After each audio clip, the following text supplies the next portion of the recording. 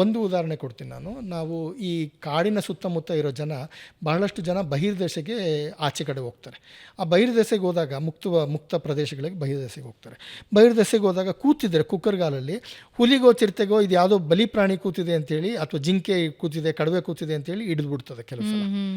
ಅಥವಾ ಬೆಳಗಿನ ಜಾವದಲ್ಲಿ ಆನೆಗಳು ಓಡಾಡ್ತಿರೋ ಸಮಯದಲ್ಲಿ ಇವರು ಬಹಿರ್ದೇಶಕ್ಕೆ ಹೋಗಿ ಕೂತ್ಕೊಂಡಾಗ ಆನೆಗಳಿಂದ ತುಳಿತಕ್ಕೊಳಗಾಗಿ ಸತ್ತೋಗ್ತಾರೆ. ಇದಕ್ಕೆ ಪರಿಹಾರ ಏನು ಅಂತ ಹೇಳಿದ್ರೆ ನಾವು ಶೌಚಾಲಯ ಕಟ್ಕೊಡ್ಬೇಕಾಗುತ್ತೆ ಸರ್ಕಾರದಿಂದ. ನಾವು ಸರ್ಕಾರೇತರ ಸಂಸ್ಥೆಗಳಾಗಿ ಅಥವಾ ವನ್ಯಜೀವಿ ಸಂಸ್ಥೆಗಳಾಗಿ ಎಲ್ಲರಿಗೂ ಶೌಚಾಲಯ ಕಟ್ಕೊಳ್ಳೋಕ್ಕಾಗೋದಿಲ್ಲ.